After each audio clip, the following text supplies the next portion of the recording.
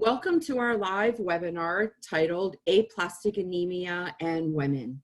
Thank you for joining us today. My name is Lee Clark, patient educator, and I'll be moderating the presentation today.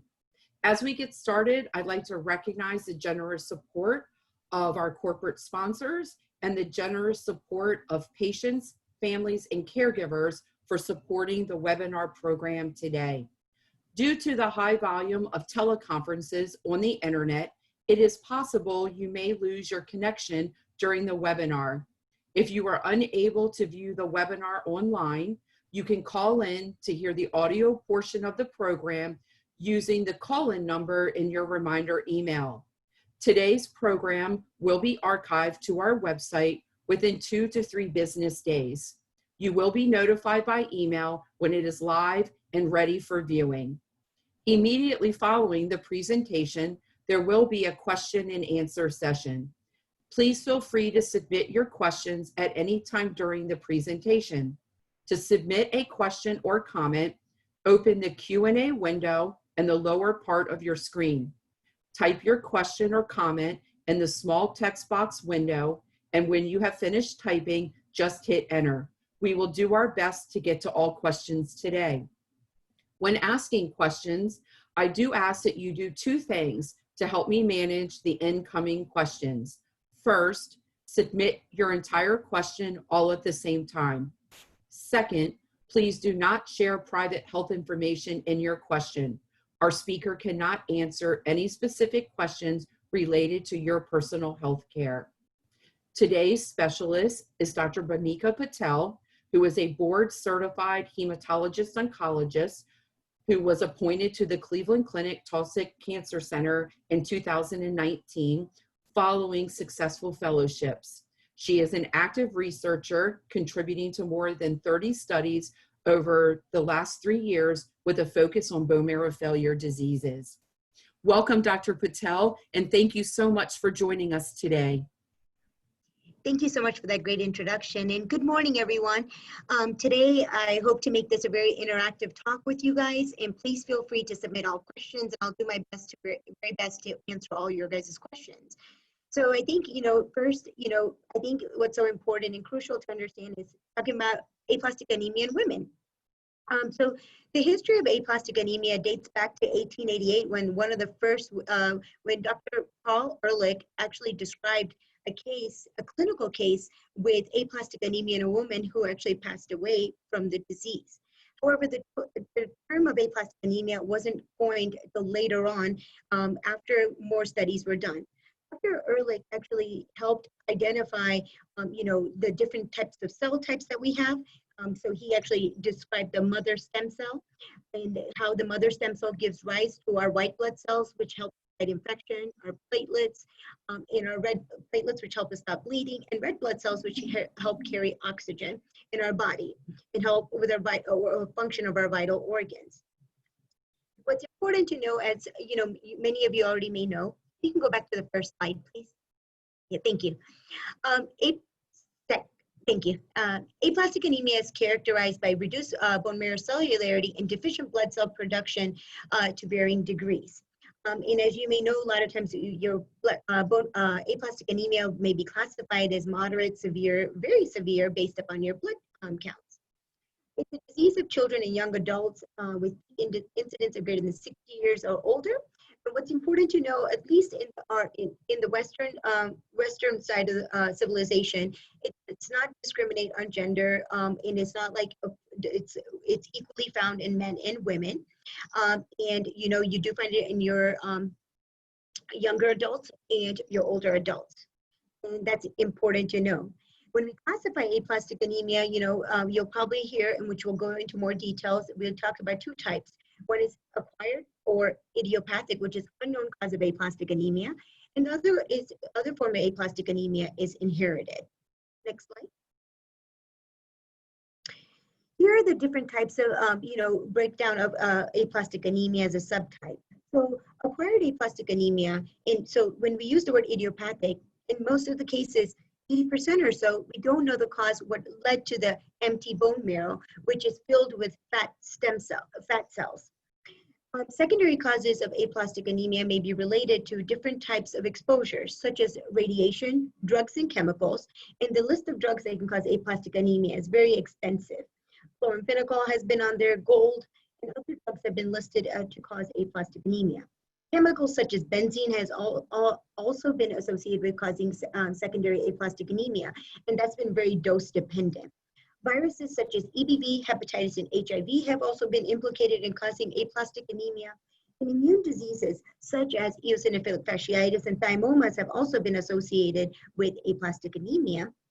But what's important to also note as women is pregnancy has been associated with aplastic anemia, which can be pre-existing prior to pregnancy, exacerbated by pregnancy, or it could be occurred during pregnancy.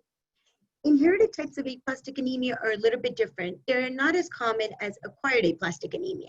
What's important to know about the inherited aplastic anemia, as many of you may already know, or even as clinicians, what's important to know is that Fanconi anemia, dyskeratosis congenita, Shwachman-Diamond, and reticular dysgenesis, amegakaryocytic thrombocytopenia, these are conditions that usually have a family history associated with it. But what's important as a clinician is when you're evaluating patients and actually looking for clinical features that may be apparent on physical examination.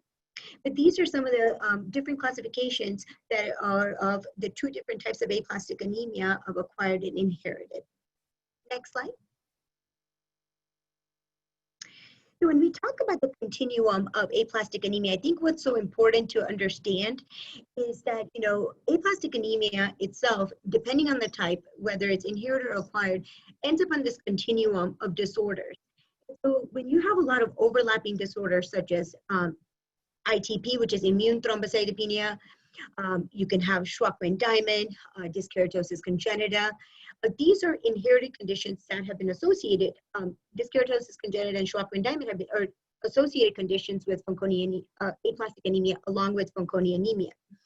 But when you talk about PNH, we're thinking about more immune-related disorders that could be associated with acquired aplastic anemia. When we look at it, when we look at just to highlight, when I talk about acquired aplastic anemia, I'm thinking about more, was there a direct cause of causing aplastic anemia?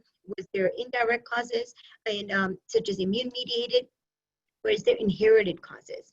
So when I talk about immune injury, I'm thinking more of acquired. And when I talk about clonal processes, I'm talking about the progression. We know that what was thought once of aplastic anemia not being a clonal disorder, which is basically alterations at your DNA material that can be acquired or inherited. We talk about that as it can be found in aplastic anemia, but it can be found in the continuum as aplastic anemia over time can progress to full clinically relevant PNH in 10 to 15% of patients at 10 years. And along with that, it can also progress to MDS in that same similar time frame, which is one of the clonal feared complications of acquired aplastic anemia. And also, you're worried about that in inherited conditions too, about progression to MDS, AML, and inherited acquired aplastic anemia. Next slide. So, a lot of people, when I explain my patients in clinic, when we talk about aplastic anemia, I draw a picture of the bone marrow, which is our mothership of where our stem cells are housed. And I draw a picture of their bone marrow, and I draw some stem cells, and I tell them, I was like, big thing is here, we know that there's 3 different mechanisms where the stem cells are affected in aplastic anemia, which inhibit the production of our red blood cells, white blood cells, and platelets. And so we'll start with indirect effects. So indirect effects are anything that where your immune system has been triggered in producing a clonal T cell population, which actually can attack the bone marrow and prevent its production, prevent the bone marrow from producing your blood cells. And it could be to varying degrees. Note that when you have aplastic anemia, it doesn't necessarily mean that all cell lines have to be depressed necessarily. Only sometimes what can happen, it could start with one cell line and evolve into the other cell lines depending on the severity of your disease. Other effects are direct effects that can happen also. So when you have direct effects, it's like a direct radiation exposure to the bone marrow and also affect your stem cell, which can hinder the production of your blood cells also. Inherited causes like we talked about, such as Fanconi anemia, dyskeratosis congenita, and Schwachman-Diamond are inherited conditions that can also affect your stem cell flow directly because of the inheritance pattern, which can actually over time affect your blood cells and lead to aplastic anemia, which would be more of the inherited type. Next slide. Here, a lot of times, when we're talking about the clinical presentation, so when I see patients, before even, like, we know that they have, before we know they have a diagnosis of aplastic anemia, a lot of times I'm seeing patients that have low blood counts. So when we talk about cytopenias, I basically put it as low blood cells. Low platelets in aplastic anemia can lead to bleeding and bruising, along with mucocutaneous bleeding. So gum bleeding, along with you can develop petechiae in the oral mucosa. Heavy and irregular menstrual bleeding is one of the key things that I always hear about in young patients with aplastic anemia, especially when depending on the severity of their disease. That's something that we will talk about as we go along in this talk. Low hemoglobin can also affect your quality of life. It can lead to pallor, meaning like you have a pale appearance, you actually feel very fatigued, you have shortness of breath. Other symptoms commonly people may complain about is dizziness or headaches that can occur when your hemoglobin is really low because of the lack of oxygen. Low white blood cell count that can be also found in aplastic anemia, it can be related to infections. So there's a high risk of infection in these patients depending on the severity of how low your white blood cell count are. So I would say that when we are working on patients with low blood counts, the biggest two feared things that we worry about in patients with aplastic anemia is bleeding complications and the rate of infection. But how does the low blood counts affect our women, which is what we'll get into along in this talk. When we're clinical presentation, I think what's important is I also make sure that we talk about exposure history. So I always bring up the question about new medications that have been started, because we know there's a laundry list of medications that have been implicated in causing aplastic anemia. So I always talk about that, and I remove all new medications that have been started. I ask about recent infections. I ask about recent travel, and those in past history of cancer. Those are the things I ask during a workup, so I have a better understanding of what could have possibly led to the low blood counts that patients have. Other things that I also ask for is a good family history. So some things, if I want to see if there's an inherited cause of aplastic anemia, things I'll ask during my workup is, and you can bring to your visit also, is bring a family history. If you have a strong family history of your family members having any type of significant history of cancer, you may want to bring that to your visit to talk about to your physician. What's important is like knowing, like, a simple thing is the early graying of the hair, anybody history of pulmonary fibrosis, other cancers, other history of solid tumor cancers, such as colon cancer, breast cancer, that would be important, or other family members who may have had low blood counts. That will give your the hematologist idea of, like, do I need to work this individual up for inherited bone marrow failure condition? Next slide. So diagnostic workup, and I know most of you already know this, and because I know that you guys I can tell you most of my patients know more than me about aplastic anemia, but I always like to go over the background of it just to make sure that we all can review it and make sure we don't forget anything. So diagnostic workup for aplastic anemia starts with when a patient comes in with low blood counts, and benign causes have been ruled out. And so when we see a patient with low blood counts, the first that's very important in working up concerns for aplastic anemia is getting a bone marrow biopsy with an aspirate to make the diagnosis. Why that is crucial is because you want to look at the morphology of the cells, and you want to look at the cellularity of the cells.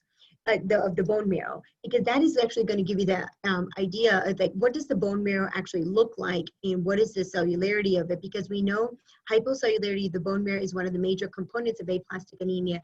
But not only that, it gives you an idea of morphology. It helps you rule out other malignant causes of bone marrow, like your blood counts being low. So things that you want to rule out with doing a bone marrow biopsies are conditions such as myelodysplastic syndrome, acute leukemia, and other causes of dysplasia, which could be systemic illnesses, also can lead to dysplasia in the bone marrow, which is abnormalities of your blood cells, and you want to rule those causes out too. So having a bone marrow is very important. So other laboratory workup besides the complete blood count that we get with the differential, you want to check for PNH, because we know with acquired aplastic anemia, in 50% of the cases, you can find a PNH clone approximately. You also, if you were thinking about inherited conditions, you may want to get DEB, chromosomal breakage testing to rule out Fanconi anemia. You want to get telomere measurements depending on the physical picture, the clinical presentation. So like if you have a history of pulmonary fibrosis, liver cirrhosis, and the thing is early graying, this may be an indication where you may want to actually think about a telomere biology disorder in the individual that you're working up for aplastic anemia. But overall, the big thing, and whether it's acquired or inherited, one thing that's important to get on all your patients is getting tissue typing done for bone marrow transplant, depending on their clinical presentation. So I think that's one thing I do up front. Even though they may not have severe aplastic anemia, I get tissue typing on all my patients because I want to make sure that if they do need it down the line, that workup was completed early on, so there's not a rush if things don't improve with standard therapy. So your bone marrow will help you in breaking down and getting to the diagnosis of acquired or versus inherited aplastic anemia, along with your laboratory workup and your physical exam, along with your clinical history that you get during your clinical visit. Next slide. So this is a very busy slide, but I think it's important because I think this is a genetic test that help us distinguish inherited versus acquired bone marrow failure syndromes. Here, the most common syndromes that, to talk about are Fanconi anemia, dyskeratosis congenita, Shortman diamond, megakaryocytic thrombocytopenia, and Diamond-Blackfan's anemia. As you can see, the inheritance patterns of these disorders are variable. One thing to know is that just because so for example, Fanconi anemia, the inheritance pattern is autosomal recessive. And so, a lot of times people think that if there's an inherited condition, you should be able to diagnose this in childhood. But I can tell you there's people with Fanconi anemia that are diagnosed in adulthood. So it's important to know that and what testing is associated with that. So your physician will take over the testing of the chromosomal breakage testing if he is concerned about Fanconi anemia at diagnosis. Other inheritance patterns are X-linked recessive, and as you can see, there is different penetrance. When you can say dominant is something that you're definitely going to see the full-fledged effects of that disease, whereas autosomal recessive, you may see variable penetrance of that disease depending on the molecular abnormality in the gene that's involved. And the laboratory testing will help confirm that and help with the management of the underlying disorder that you may be diagnosed with if there is concern about an inherited bone marrow failure condition. Next slide. So when we talk about aplastic anemia in general, one of the old criteria, that has been historically used over and over and has been modified in many ways, and seeing that is the Comito criteria. Comito criteria helps us describe aplastic anemia in three different ways: moderate, severe, and very severe. And we used, besides the bone marrow cellularity, we used two of the other criteria with the absolute retic count or the absolute neutrophil count and the platelet count to help us make that differentiation. I can tell you using this criteria definitely helps me at least categorize my patients the best I can, but I can tell you there's patients with moderate aplastic anemia, which you would think they're not as severe, that present clinically like a severe, but they don't meet the criteria. And now patients with severe aplastic anemia that act more clinically like a moderate aplastic anemia. And so it helps you know that these criteria don't always, everybody does not fit into a category. And you may be like an evolving picture. So you may be a patient who has moderate aplastic anemia with evolving features of severe aplastic anemia, or vice versa. So it's always important to ask these questions like, what is the severity of my aplastic anemia when you're getting evaluated? So you have a better idea. Because the management will vary, because like we briefly touched upon, is that not all cell lines are equally affected when I talk about your hemoglobin, platelets, and white blood cells, not all the cell lines are equally affected when you're being evaluated. And sometimes you may only have one cell line involved. And so I think that puts into perspective that the severity of these diseases can vary over the clinical course and over the disease course as you're being managed for your aplastic anemia. Next slide. So I'm going to briefly touch upon treatment options, and which many of you already may know about, but I thought if we just touch upon it so we can talk about it, how that affects us as women when being treated for aplastic anemia. So treatment options for acquired aplastic anemia in first line is, if there's a match available donor for bone marrow transplant based on age and underlying comorbidities, that may be an option to consider. So less than 40, severe aplastic anemia. If there's a donor available, you may want to consider that as an option. But in many circumstances, when patients are diagnosed with severe aplastic anemia, first-line therapy that we think about is for patients with, we think about horse ATG plus cyclosporin, and now with the recent approval of L-thrombopag in upfront setting with standard therapy, we've noticed that the response rates and the robust hematological response of the blood counts has improved significantly. We know that with ATG, cyclosporin, and Promacta, you can actually get a really good response to your blood counts compared to even with standard therapies with ATG and cyclosporin that was previously used as your standard regimen. What's important to also know is that recently there's been studies done about moderate aplastic anemia where L-thrombopag has been used because there's only possibly one cell line involved in low blood count. So the thing is that is something that, it's in clinical trial that may be of, utilization when patients are having just a single lineage cytopenia. So maybe their hemoglobin's low or maybe their platelets are low. Promacta may be, L-thrombopag may be an option to use in those patients. For patients with relapse refractory disease, we may consider using rabbit ATG, which is the alternate option for horse ATG with cyclosporin. A lot of times when patients are weaned off their immunosuppression after their first lines of therapy with ATG and cyclosporin, we may consider restarting cyclosporin along plus or minus with L-thrombopag, which was approved first, actually prior to even with upfront therapy in relapse refractory setting. So you may consider that as an option. Also, if depending on your age and depending on the availability, match-related or unrelated donor for bone marrow transplant may be a great option for individuals if available. And haploidentical transplants are also utilized, but I think this is where your hematologist would refer you to the bone marrow transplant team, or they may be a transplanter themselves, and they will evaluate you for this if clinically indicated. L-thrombopag as a single agent is also used in the relapse refractory setting, and alemtuzumab, which is it's a immunosuppressive agent which works on your T cells and your B cells, which are part of your immune system, can help restore normal hematopoiesis also, so it can help improve your cytopenias. It has also, sometimes depending on the underlying comorbidities, alemtuzumab can also be used in the frontline setting. Just to make sure, this is all for patients mainly with acquired aplastic anemia.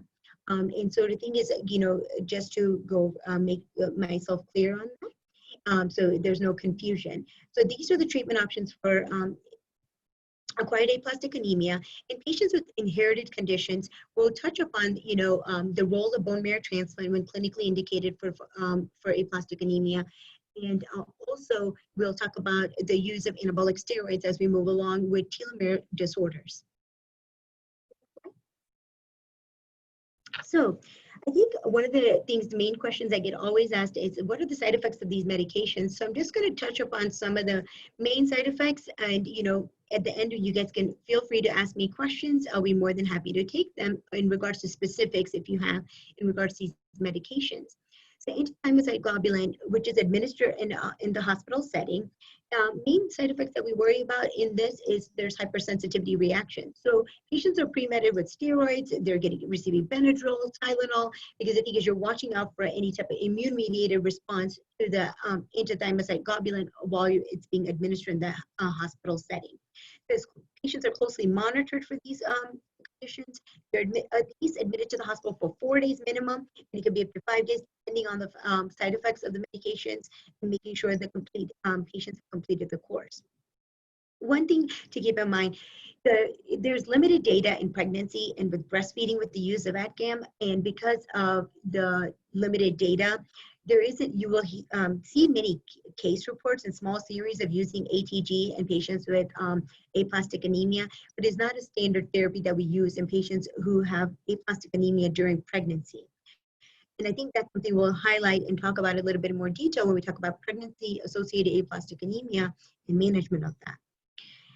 Cyclosporin, which is another backbone drug of management of aplastic anemia, one of the biggest things that women complain to me about, they're like, Dr. Patel, I got a lot of facial hair growth. Can you help with that?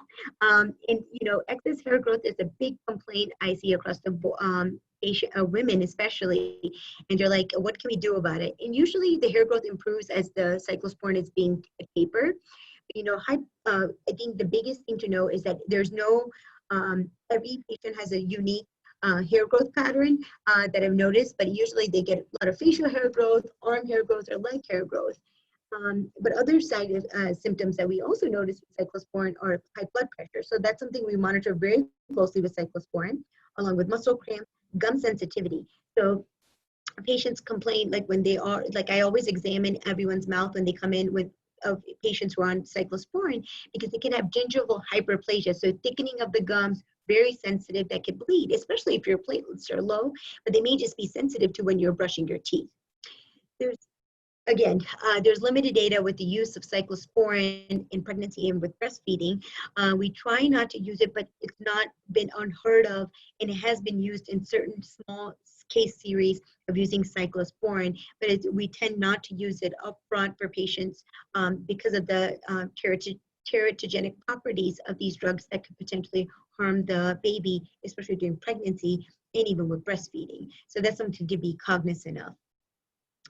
L-thrombopag, main thing with that, is what, is a C-MPL agonist, and it's one of the newest drugs, and I would say the new kid on the block that we're using that's improving hematological responses in patients with relapsed refractory aplastic anemia, especially with acquired aplastic anemia and with upfront acquired aplastic anemia. Main things that we, monitored with this is that, we monitor the liver enzymes. Because they can be elevated with upfront use of it. So it's something you monitor. And especially, like now, in the earlier studies, Promacta L-thrombopag was being titrated. So it was being increased from 50 to 100 to 150 milligrams. So that was one thing that we would monitor as we would go along. And a couple of things that's important to think about is also with L-thrombopag, it's not been studied in pregnancy, nor has it been evaluated with breastfeeding. So I think it's like, I think it's a case by case that you'll be evaluating the use of these drugs. And it's not, so I think what's important to stress, it's not unheard of, but these drugs haven't been specifically studied in pregnancy and in women breastfeeding. So it's something to keep in mind. But I think depending on the clinical scenario, your individual physician will actually decide what is important at that time. Steroids is another backbone drug that's used, especially when you're receiving ATG. There's a risk of infections with steroids, diabetes, and osteoporosis. When looking at all of these drugs, they're used in combination, but remember one thing is depending on the individual case and scenario, these drugs may be used individually. Recently, just to go give you a little bit of a case scenario, I had a young woman who was actually, diagnosed with macrocytosis. She had large red blood cells and thrombocytopenia. She was only 25 years old, but main thing was people, she was being monitored very closely by her primary care doctor. She got pregnant and, her blood counts continued to worsen during her pregnancy. However, it was only during her pregnancy workup was performed about, an evaluation where she was found to have a hypocellular bone marrow, so an empty bone marrow where cellular was low.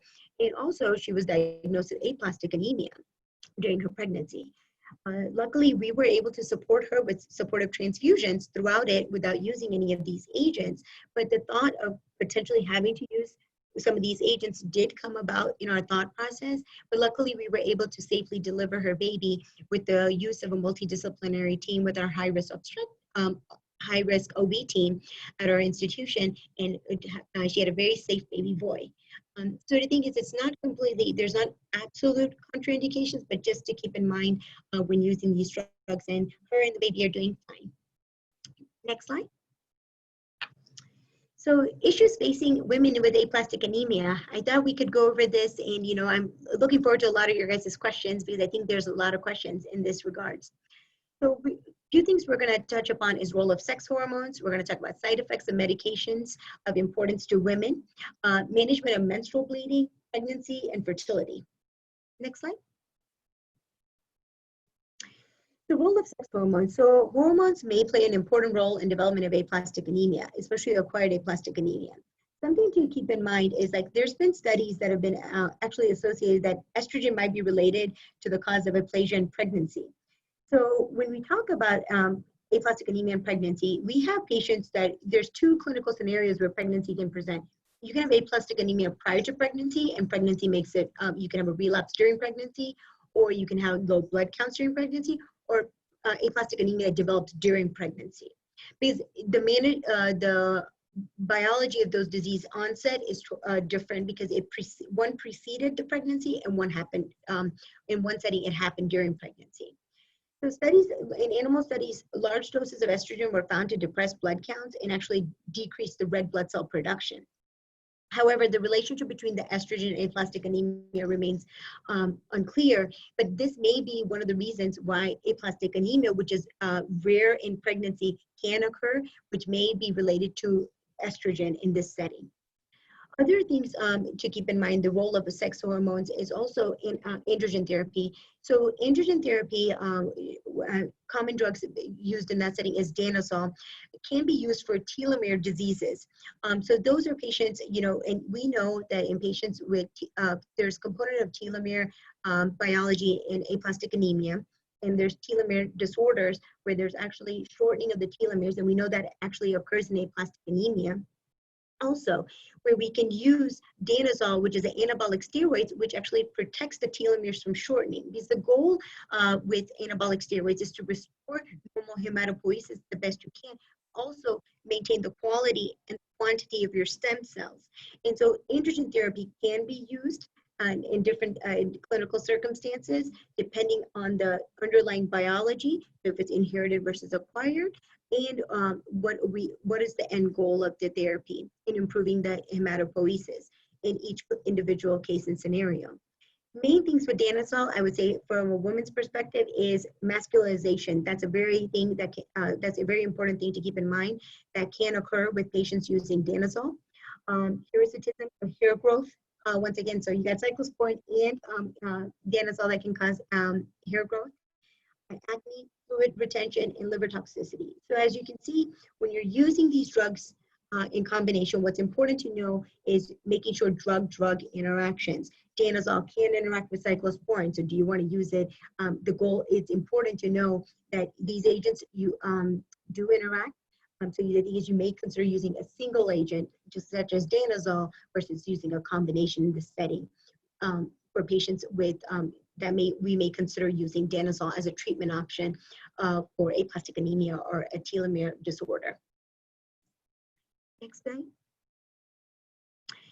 So menstrual bleeding is one important thing I think, as women, we all face, especially young women. And I think when I say young women, I'm classifying every woman, because I think we all are young, despite age. But I think menstrual bleeding always comes up in my young women as young as 19, as in people in their 40s, that we talk about their bleeding issues, especially based on the severity of their aplastic anemia.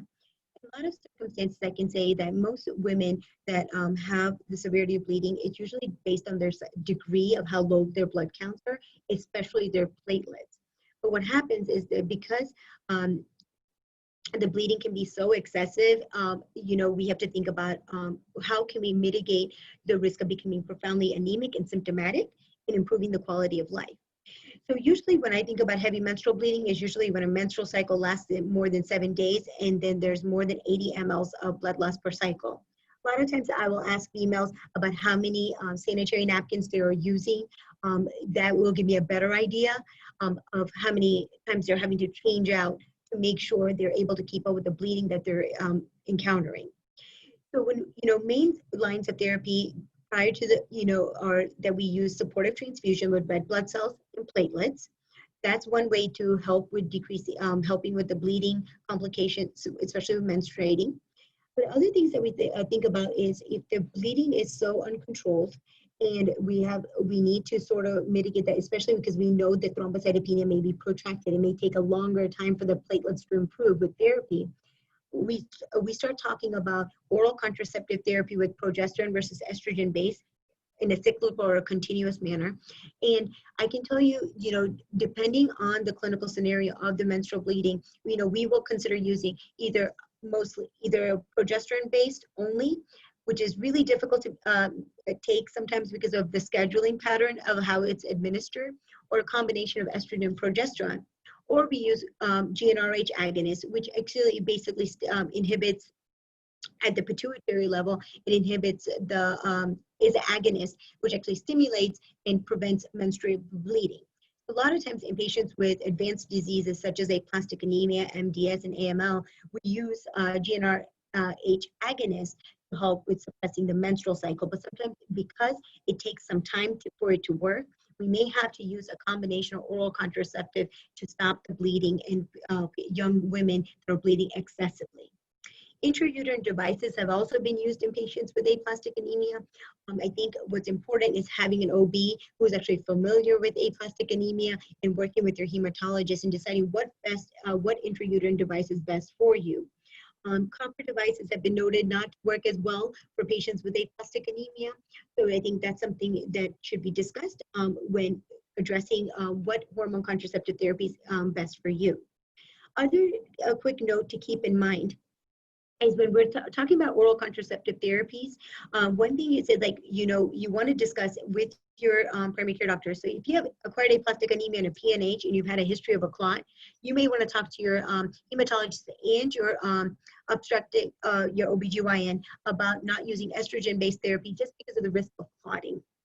So that's something to keep in mind. It's just a side note that you want to be cognizant of, but I think it's something to keep, make sure your physician is aware of, and also your OB is aware of in the setting of aplastic anemia.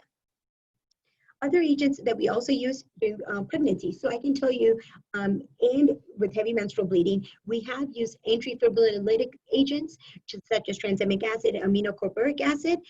These are drugs that can be used to help with reducing the bleeding that can happen during pregnancy or post-pregnancy, and can help with menstrual bleeding that can be used in a cyclical way at the start of menstrual cycles. But I think it's very individualized because there's side effects of these drugs that can increase the risk of clotting. Also, so I think is having management of your hematologist and your OB working together and finding the best treatment option for you is important. But hormone contraceptive therapy is usually where we start, and we use the antifibrinolytic agents in the setting of acute bleeding or the risk of acute bleeding. Surgical interventions are one of the last resorts because it's really hard to get surgeries done in the setting when your platelets are really low. But I think it's, we've had patients who've had needed to get endometrial ablations and, in some circumstances, and other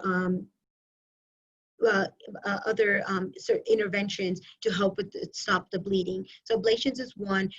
In rare circumstances, there's been hysterectomy that have been done in patients with aplastic anemia, but that is very, very last resort. I can tell you from the time I've been here, we haven't had to do any of those. Hormone contraceptive therapy has been one, and we've used tranexamic acid in surgical intervention when clinically indicated, and we take it case by case.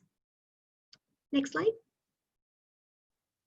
So management of pregnancy. So I know I just told you about my recent case of a young woman with, I think with pre-existing aplastic anemia, where her aplastic anemia worsened with pregnancy.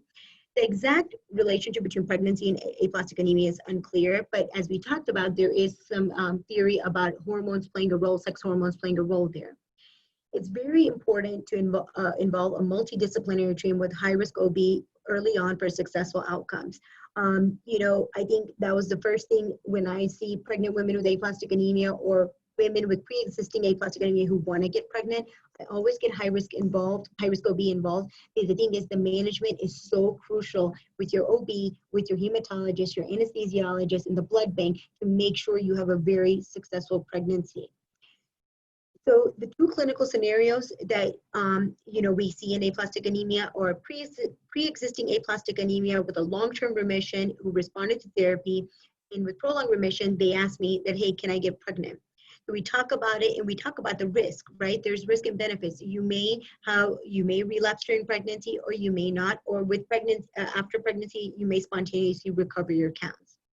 But one of the big things, with aplastic anemia occurring during pregnancy, it can be life-threatening for the mother and the child, where it can lead to preterm labor, miscarriages, hemorrhages, growth restrictions for the baby. So that's something to keep in mind. I've seen retinal bleeding for the mom. I've seen preeclampsia. I think these are important things to keep in mind, that can happen with aplastic anemia that develops during pregnancy.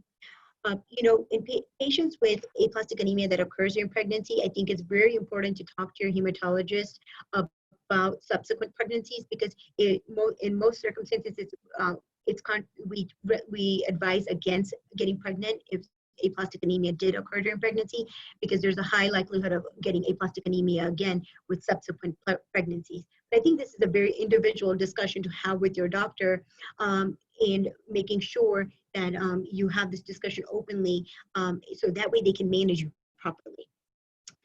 Management for pregnancy patients, during pregnancy, I think what's important is, number one, supportive transfusion of platelets and packed red blood cells is so crucial. Use of antimicrobial therapy to decrease the risk of infection, whether upfront, depending on the severity of how low the white blood cell count is, versus also the risk of infection during pregnancy. Most of the times we see a lot in this scenario. What's important is to keep in mind is that, you talk to your obstetrician about they prefer vaginal delivery in most circumstances, and because of being able to control the bleeding versus C-section. But it's all, talking about this discussion with your OB/GYN team is very important, because I've seen vaginal deliveries and I've seen C-section, but vaginal is preferred, just because of maintaining hemostasis during that time. Antifibrinolytic agents is also used by high-risk OB during this time, and to make sure to decrease the risk of bleeding. Current evidence does not favor the use of any drug therapy in patients with aplastic anemia during pregnancy because of limited data.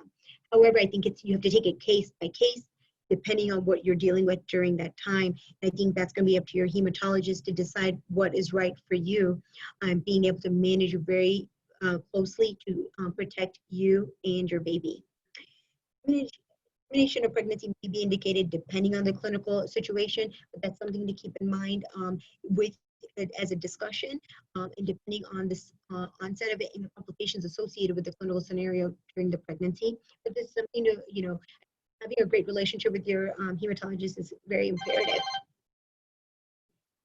Next slide. So management of fertility, I bring this up early on, with patients, and we talk about it with all the women patients, like all my ladies. I talk about it, I'm like, hey, are you thinking about having children? Are you done with having children? Or, what is the clinical scenario, Because I think it's important to have that discussion up front prior to implementation of therapy, because I think it's important to know, because the thing is like, there's a lot beyond having aplastic anemia. There is a bigger world too, right? But you have to learn we're living with aplastic anemia now, and we're enjoying life. Women are enjoying their life with this disease and enjoying time spending with their family. So, I talk about contraception counseling prior to starting therapy due to the teratogenic properties of these medications. As briefly I highlighted, we don't know the implications of what can happen to the baby with these therapies. So we do not want to, we want to be careful of that. Also, the thing is, if you're trying to get pregnant, I think that's important. So I think, like, if you're planning on getting pregnant, make sure to talk about it with your hematologist. But, while on therapy, contraception counseling should be used just to be on the safe side and making sure there's no side effects to your embryo. Fertility preservation is important also that I bring up because it just depends on the setting we're in the inherited setting versus acquired setting. Most of the treatment regimens, like such as a bone marrow transplant, most of the preparative regimens for patients going to bone marrow transplant, they are not causing infertility as much as the prior regimens that were used for bone marrow transplant. But this is something to talk about with your hematologist early on if that is a concern, depending on the therapies you're receiving. And so for long, there is individuals that do have babies after bone marrow transplant. And this is where hormone contraceptive therapy also comes in play, because the thing is we do use the GnRH agonist to maintain, amenorrhea during that time for fertility preservation. I think this is very crucial to talk about upfront, especially in young women, to make sure that that is taken care of early on. I'm going to stress the importance of multidisciplinary approaches critical in managing women with aplastic anemia, especially when you're thinking about menstrual bleeding, when you're thinking about pregnancy, when you're thinking about therapy. You want to be able to understand what is going on and what is the best options for you. I think that is something I can't stress enough, and making sure you have keeping open dialogue is so crucial, because I think at any start of new medications or anything can throw off your treatment that you're on. It's just keeping that dialogue is so crucial. Next slide. So conclusion, aplastic anemia is manageable in women, and there is successful treatments with aplastic, and now for aplastic anemia, as the treatments have improved, blood counts have improved, and more women are living with aplastic anemia, and they're powerhouse women that are lawyers, working as CEOs, moms, sisters, and so I think that's important to know. Early diagnosis and management is imperative. Role of genetic counseling if clinically indicated. So this is when I'm talking about the inherited conditions of aplastic anemia. Getting genetic counseling involved early is also important in those cases where there's a strong family history. If you suspect a family history or suspect an inherited bone marrow failure condition, get genetic counseling involved. I've been recently we've had a new genetic counselor that's joined our team, and she actually comes to clinic with me with new consults and helps me evaluate patients and things that may be of concern in that setting. So she helps me work up if I'm missing something, and she asks questions that I may forget, like early graying of the hair is really important. And so that's one of the questions that, she'll, ask in relationship to telomere biology and if there's a concern there.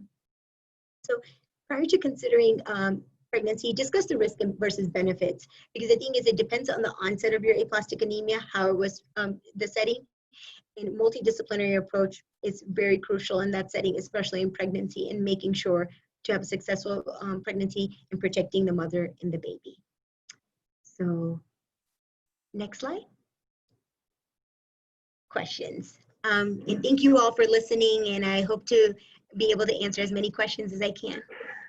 Oh, thank you so much, Dr. Patel, for all of that wonderful information. We have a few questions. So our first question reads, I used low-dose cyclosporine and Ultramopag during my pregnancy, and luckily my baby did not have any issues.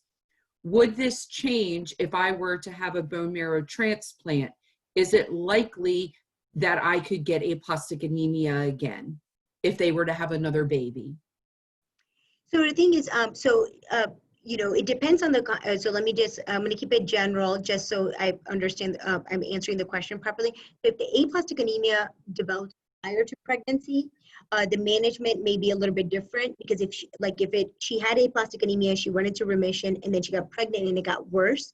Post-pregnancy, the counts may improve, or she may have a relapse post-pregnancy. It may not respond to therapy.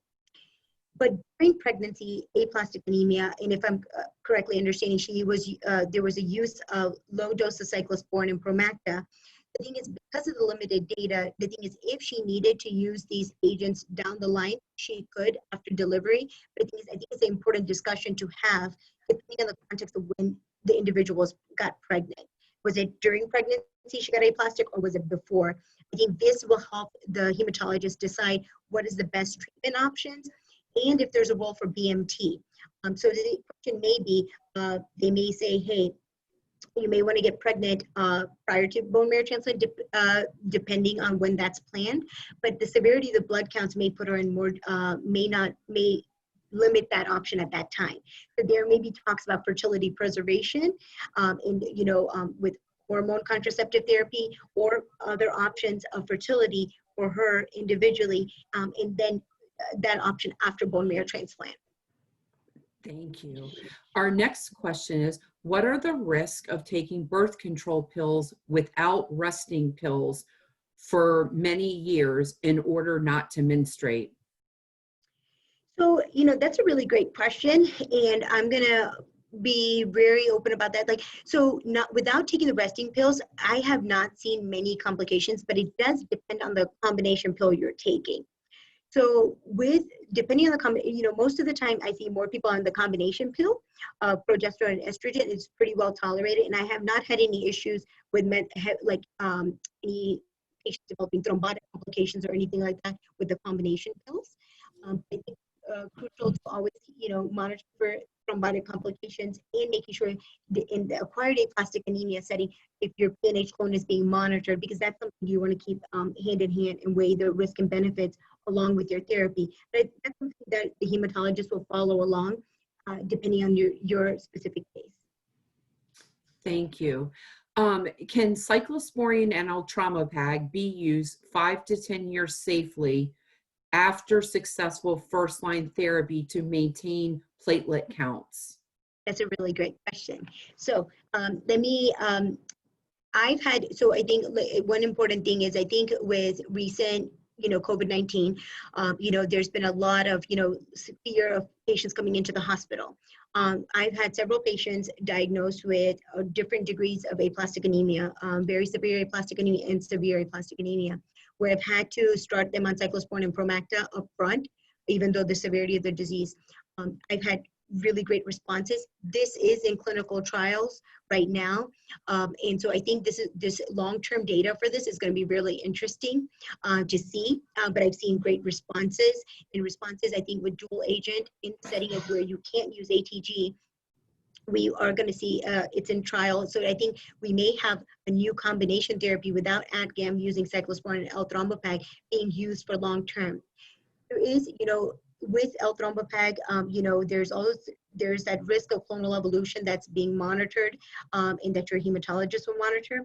But I think it's depending on the degree of how low your blood counts are and the response rate, your doctor may consider tapering your cyclosporine to a dose that actually your counts are maintained. Along with the L-thrombopag, they may consider tapering it to maintain the same hematological response that you've received to make sure that you have good counts. And maintaining transfusion independency and also being asymptomatic. Thank you. Is it possible to have a drug-free birth with aplastic anemia? This question is in regards to a patient who does not like needles, is hoping not to have any type of IV during labor. They've been in remission for 13 years, and they have not been considered a high-risk patient. So there is a way, if you've been in remission for 13 years and you can have a successful pregnancy, that you've been in there without having any therapies. So like I said, with this recent young lady I had, she did not receive any therapy from me in regards to her aplastic anemia, except the fact when her blood counts during pregnancy did drop, to maintain adequate oxygenation and decrease the risk of bleeding, I did support her with transfusional support. Okay, thank you so much.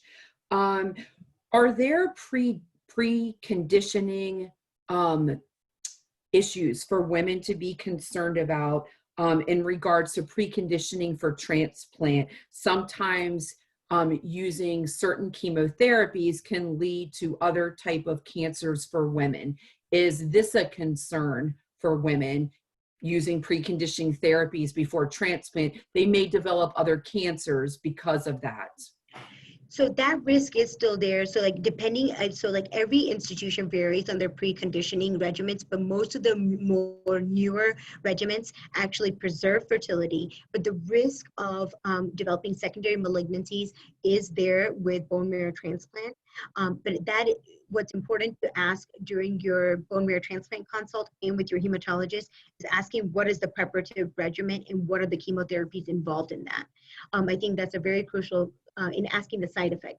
They are going to discuss with you the risk of, developing other malignancies, solid tumor malignancies, or the risk of relapse. They're going to discuss all of that with you during that time. But I think what's important is asking those questions up front, because it does vary from institution to institution. Like, there's certain institutions that are big on haploidentical transplants. There's certain institutions, that are big on allotransplant and match sibling donors. And so I think asking your physician about that upfront is very crucial.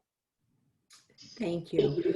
Our next question reads, my husband and I had a very active sex life before my diagnosis of aplastic anemia. Mhm. Is sex safe after diagnosis of aplastic anemia? That's a really great question. And, I think this is important. I get asked this question very frequently in the clinical setting. It is safe to have sex with aplastic anemia. I think what's important is having a partner who understands that you do have low blood counts, and making sure you guys are comfortable with having sex. So I think depending on the therapy that you're on, and if you aren't any contraceptive therapy, that's important to know, hormone contraceptive therapy, and also talking about using contraception, especially depending on if you're trying to get pregnant or not trying to get pregnant, with the drugs that you may be on for the therapy of aplastic anemia. But it is safe. I've had plenty of, I could say just from personal anecdotal, like personal experience from talking to patients with aplastic anemia. Most people have an active sex life. It's scary initially. I've heard that very frequently, but I think what's important is knowing what's right for you and your significant other, and making sure you guys are listening to each other, because I think that's the most important part when considering having sex with aplastic anemia. Thank you. My lifelong boyfriend is uncircumcised. Any concerns with sex now, since I've been diagnosed with aplastic anemia and I have low counts and I'm at risk for infections?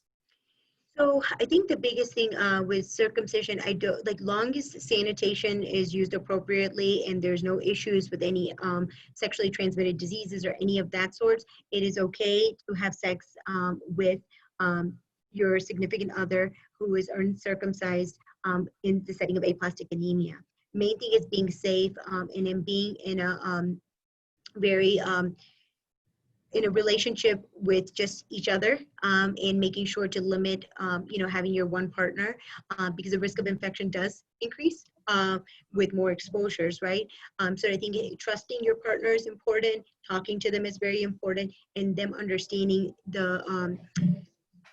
understanding when it is appropriate to have intercourse and when not to, because you may not feel up to it. A lot of times, some women feel insecure, and some people feel very, because of their diagnosis, so they may not feel comfortable, or therapy may actually be driving them not to have a sex drive, right?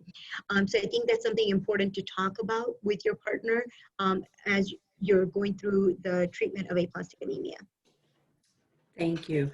My daughter is 11 and we will be approaching puberty within the next year, maybe 2 years. Are there any concerns related to that transition of an aplastic anemia patient into puberty?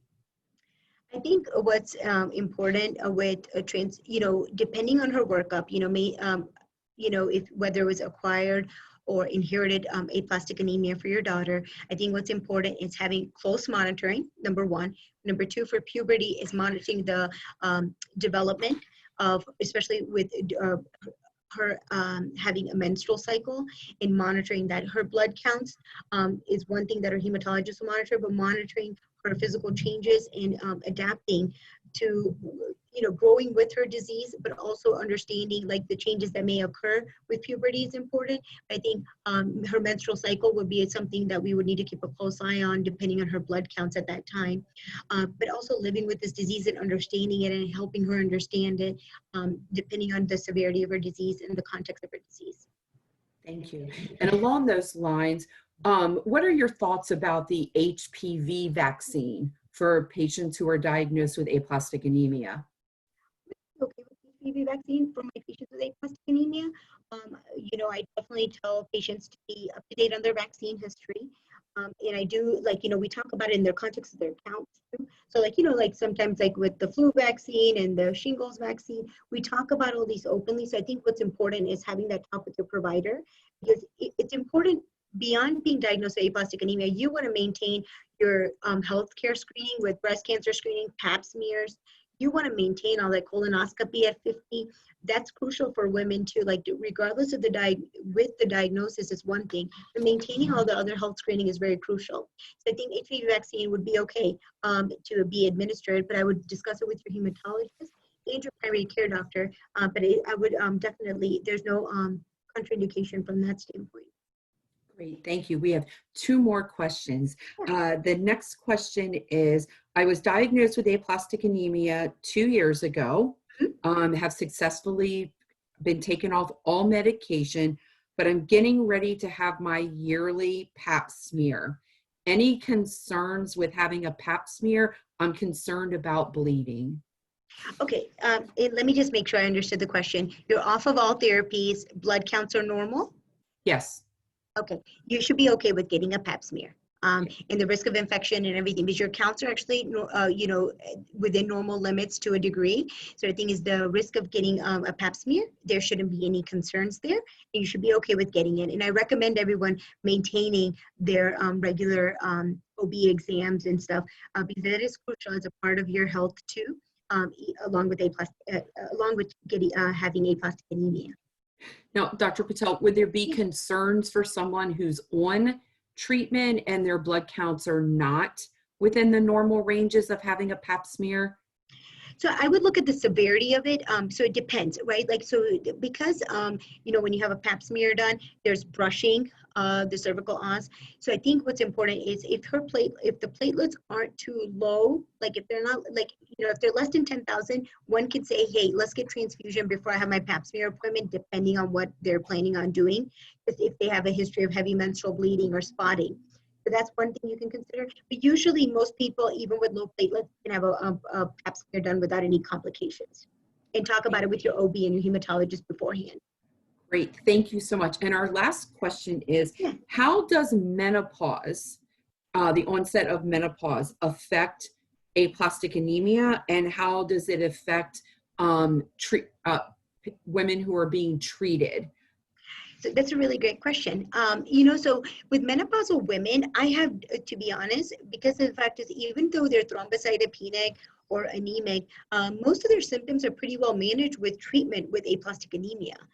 They don't have any issues, like I don't see any overt issues with hot flashes or issues with vaginal spotting has been, some patients have complained about that during menopause, but at that time I actually get them evaluated by OB just to make sure it's not something else. But thrombocytopenia itself, we can transfuse them until we get their blood counts to recover. But most patients tolerate therapy pretty well during menopause. And the risk of bleeding is there from the thrombocytopenia standpoint, or if there is bleeding that's abnormal out of the context of thrombocytopenia, I get them evaluated by OB at that time. Great, well, thank you so much. And that's all the questions that we have. Thank you, Dr. Patel, for sharing your time and your expertise with all of us today. If you would like to watch this webinar again at a later time, it will be available on our website within 2 to 3 business days. If you do happen to have any additional questions, you can send it to us in 3 ways. Send an email to help@aamds.org. Call our helpline, 800-747-2820, extension 2, or you can submit a question on our Facebook page. On behalf of the Aplastic Anemia and MDS International Foundation, thank you for joining us today and making us your resource of choice on information on bone marrow failure diseases. The Foundation Medical Advisory Board and team are here to support you and your family as we have done for the past 36 years. This concludes today's program. Thank you, Dr. Patel. Thank you guys. Have a great day, everyone.